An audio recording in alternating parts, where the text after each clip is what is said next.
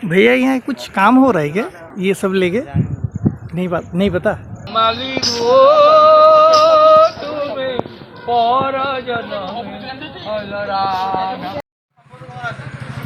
तो देखिए अभी हम लोग जा रहे हैं कोणार्क टेम्पल, हमारा जो चौथा डेस्टिनेशन है। और ये कोणार्क टेम्पल का आउटसाइड है, इसके दोनों तरफ बाजार लगा हुआ है। और अभी हम लोग अंदर जा रहे हैं। आगू बढ़े लू। और ये है हमारा sun temple, Konark temple. Konark sun temple Puri से लगभग 35 किलोमीटर डिस्टेंस में है। और ये जो टेम्पल है, ये टेम्पल एस्टेब्लिश किया गया था इन द ईयर ऑफ 1250 और इनको एस्टेब्लिश किया था किंग नरसिम्हदेव I।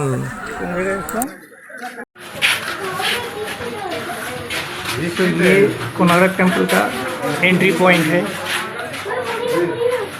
यहाँ पे पत्थर का जो इंजीनियरिंग है वो आप अच्छा से देखिए। ये जो स्टेयर केस है, ये स्टेयर केस लेटराइट स्टोन से बनाया गया है।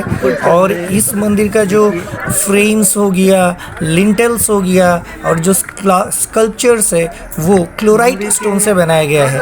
और यहाँ पे आपको खुंडालाइट स्टोन्स भी दिखा जाएगा, जिस स्टोन से मंदिर का अदर पार्ट्स बनाया गया है। इस मंदिर का ब्लैक कलर जो है, ये ब्लैक कलर के वजह से इस मंदिर को यूरोपियन सेलर लोग ब्लैक पैगोडा की बोलते हैं। तो कोणार्क सन टेम्पल जो है इसको ब्लैक पैगोडा बोला जाता था। और जो जगन्नाथ का जो पुरी का जो जगन्नाथ मंदिर है उसको वाइट पैगोडा बोला जाता है। सूर्य देवता के 7 घोड़ा जो कि सूर्य देवता के रथ को खींचते हैं, उसी को लेकर ये सन टेम्पल कंस्ट्रक्ट किया गया है। और ये 7 घोड़ा जो है इनका नाम है गायत्री, बृहति, उष्णी, जागती, त्रिशिध्वा, अनुस्तुभा और पंक्ति।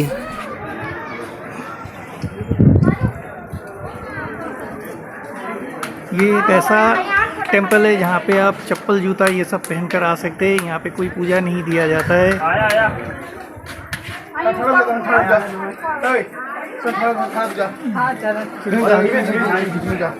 इन द ईयर ऑफ 1984 यूनेस्को इसको वर्ल्ड हेरिटेज साइट डिक्लेयर किया है। हर साल फरवरी महीना में चंद्रभागा मेला होता है। और चंद्रभागा मेला में काफ़ी सारे हिंदू यहाँ पे आते हैं और काफ़ी सारे टूरिस्ट भी अट्रैक्ट होता है चंद्रभागा मेला में। 2 स्ट्रक्चर आपको दिखने को मिलेगा। पहले आपको राइट स्ट्रक्चर दिखाया, अभी ये है left structure. Konark temple is all about time, इसीलिए हर एक जगह पे आपको ये टाइमिंग का स्ट्रक्चर देखने को मिलेगा जो रिप्रेजेंट करता है कि ये टाइम है। और इस तरह से आपको स्टोन कार्व में बड़ा बड़ा व्हील देखने को मिलेगा। जिसमें हिंदू कैलेंडर के अनुसार यहाँ पे 8 स्पोक्स ईच व्हील में दिखने को मिलेगा। और ईच स्पोक रिप्रेजेंट एक प्रहर, 1 प्रहर रिप्रेजेंट करता है। एक प्रहर मतलब 3 आवर्स, इसीलिए 8 स्पोक्स यानी कि 24 आवर्स ये व्हील रिप्रेजेंट करता है। और इसी के शैडो को देखकर आप एग्जैक्ट टाइम कैलकुलेट कर सकते हैं। और ये जो व्हील है इसका डायमीटर है लगभग 9 फीट और 9 इंचेस। हमारे जो नया 10 रुपया का नोट है उसमें आपको देखने को मिलेगा कोणार्क सन टेम्पल का जो व्हील है। यूरोपियन नाविक जो बंगाल की खाड़ी से यहाँ पर आते थे ट्रेड करने के लिए, वो इस मंदिर को लैंडमार्क की तरह यूज़ करते थे। तो यहाँ पे रिस्ट्रिक्शन बढ़िया से दिया गया है कि ऊपर चढ़ना मना है। और इसलिए सिक्योरिटी गार्ड भी यहाँ पे तैनात किया गया है, क्योंकि हम इंडियन हैं, हम भूल जाते हैं जहाँ पे जो रिस्ट्रिक्शंस दिया जाता है, रिस्ट्रिक्शंस को तोड़ना हमें आदत सी हो गई है। इसीलिए सिक्योरिटी गार्ड दिया गया है। ये एक इनक्रेडिबल डिज़ाइन और आर्किटेक्चर है, इसका एग्जीक्यूशन फैंटास्टिक है। ये और एक स्कल्पचर है, इस स्कल्पचर में भी लिखा गया है ऊपर चढ़ना मना है। क्योंकि आप समझ सकते हैं ये बहुत सालों से इसको प्रिजर्व करके रखा गया है, लेकिन अगर आदमी ऊपर चढ़ते रहेंगे तो ये क्या होगा, धीरे धीरे डिस्ट्रॉय हो जाएगा। इसको बारीकी से संभाल के रखना है। इसलिए सिक्योरिटी भी तैनात किया गया है। ये टेंपल 12 एकड़ ज़मीन पर है और 1200 वर्कर ने इस टेंपल को कंप्लीट करने में लगाए थे 12 साल। सो फैंटास्टिक आर्किटेक्चर।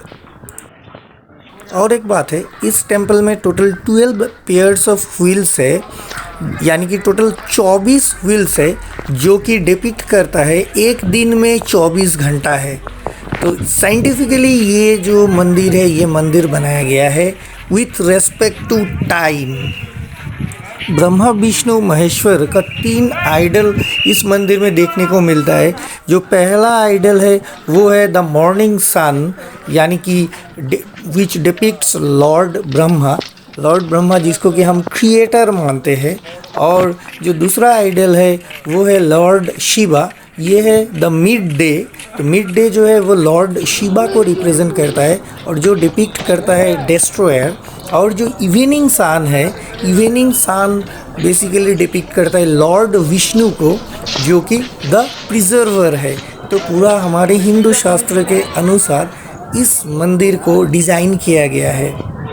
और इस मंदिर का अब तक आप लोगों ने जो आर्ट वर्क देखा है, यहाँ पे हमारा ह्यूमन लाइफ का जो 4 मेजर परस्यूट्स है वही दिखाया गया है, जो कि कर्मा है, अर्थ, धर्म और मोक्षा। ये चारों चीज़ को यहाँ पे डिपिक्ट किया गया है। इस मंदिर के जो अरुण स्तंभ है, वो अरुण स्तंभ इस मंदिर से मराठा लोगों ने यहाँ से लेकर उसको स्थापित किया था जगन्नाथ मंदिर। यहाँ पे है सूर्य भगवान, जय सूर्य नारायण। इस मंदिर के एकदम टॉप में एक 52 टन्स का मैग्नेट था, जिस मैग्नेट से जो सूर्य देवता की जो मूल आइडल है उसको हैंगिंग रूप में रखा गया था, ताकि वो due to attraction of gravity वो आइडल नीचे ना गिरे। तो ये एक फैंटास्टिक साइंटिफिक वे में ये मंदिर को इस तरह से बनाया गया था। बाद में पुर्तगालियों के सामुद्रिक लुटेरों ने जब यहाँ पे आते थे भाया बे ऑफ बंगाल, तो उन लोगों का जो शिप था वो शिप अट्रैक्ट हो जाता था उस मैग्नेट के वजह से। और उन लोगों ने क्या किया, बाद में उसको डिस्ट्रॉय किया और मंदिर का भी काफ़ी उन लोग पार्ट्स डिस्ट्रॉय किया था। उन लोग सोचता था कि ये मंदिर जो है ये उन लोगों का शिप को अट्रैक्ट करके खींच कर लेके आ जाते थे, और जिसकी वजह से काफ़ी सारा शिप उन लोगों का डैमेज होता था। इस मंदिर का टोटल हाइट है 857 फीट और इनका जो वॉल है, इस वॉल का हाइट है लगभग 200 फीट। तो आप लोगों को चारों तरफ का वॉल ऑलरेडी मैं दिखा चुका हूँ। तो हर एक वॉल का जो हाइट है लगभग 200 फीट है। इस मंदिर के एंट्रेंस में मैं ऑलरेडी आप लोगों को दिखा चुका हूँ कि 2 लायन है और दोनों लायन के नीचे में है 2 एलिफेंट। ये दर्शाया जाता है लायन है पावर और एलिफेंट है वेल्थ। ये इलास्ट्रेट करता है कि हमारे जो ह्यूमन बीइंग्स है इसका मेजर प्रॉब्लम है मनी एंड पावर। तो इन्हीं दोनों को यहाँ पे रिप्रेजेंट किया गया है कि जो लायन जो है वो कुचल रहा है हाथी को, यानी जो पावर है वो कुचलता है वेल्थ को।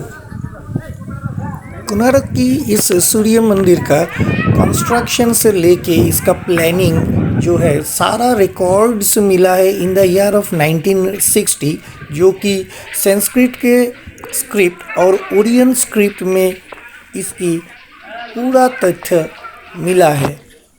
और यहाँ पे जो स्टोन्स का जो स्टेचूज़ है इसमें आपको मेल और फीमेल म्यूजिशियंस जो है वो भी आपको दिखने को मिला है, जहाँ पे आपको हमारे जो म्यूज़िकल इंस्ट्रूमेंट्स है जैसे कि वीणा, मर्दाला, गिनी एट्सेट्रा, ये सब भी आपको देखने को मिला है।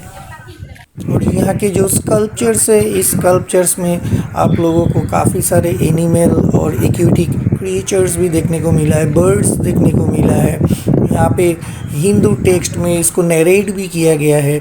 और यहाँ पे और एक ख़ास चीज़ आप लोगों को गौर करना है कि यहाँ पे दिखाया गया है कि काफ़ी सारे किंग का भी तस्वीर, यानी राजा का तस्वीर दिखाया गया है। और राजा जो है वो बाउ डाउन किया हुआ है गुरु के आगे, और उनके आगे जो अपना स्वॉर्ड है वो स्वॉर्ड डाउन कर कर रखा गया है। तो इससे यहाँ पे ये दिखाया गया है कि जो राजा जो है वो राजा गुरु को पहले कितना सम्मान देते थे और गुरु को कितना मानते थे। इस मंदिर का जो फेस है वो पूर्व दिक में है और ये इसलिए रखा गया है ताकि first ray of the sunrise जो है वो इस मंदिर के एंट्रेंस से प्रवेश कर पाए।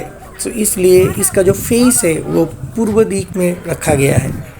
देखिए बार बार बोला जा रहा है कि अंदर नहीं घुसने का लिए, लेकिन इन लोगों को समझ में ही नहीं आता है। बार बार इन लोगों को हुइसल मारकर बताया जा रहा है कि अंदर जाइए। बार बार वहाँ पे दिया हुआ है, बैरियर दिया हुआ है कि अंदर नहीं जाना है। रूल ब्रेक करना हम भारतीय का एक आदत बन चुका है।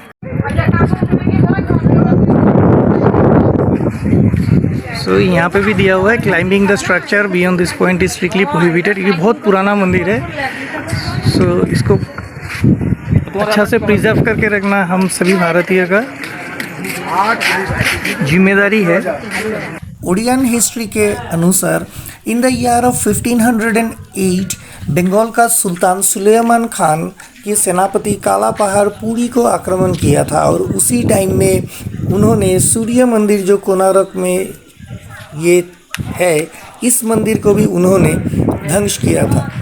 और इस मंदिर को ध्वंस करने का टाइम में इसका टॉप में जो 52 टन्स का मैग्नेट था, उस मैग्नेट को भी काला पहाड़ ने वहाँ से उतारा और जिसकी वजह से इस मंदिर का जो साइंटिफिक बैलेंस है वो बिगड़ गया, जिसके वजह से इस मंदिर का काफ़ी सारा नुकसान हुआ। और एक ख़ास बात आप लोगों को बताना चाहता हूँ कि कोणार्क सन टेम्पल का जो चीफ आर्किटेक्ट थे वो थे सामंतराय महापात्र और बीशु महाराणा।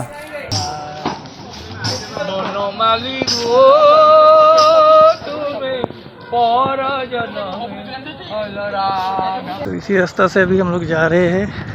9:20 हम लोग का बस छोड़ने का टाइम है। यहाँ पे दूर से दिखाई दे रहा है एक मारवाड़ी होटल।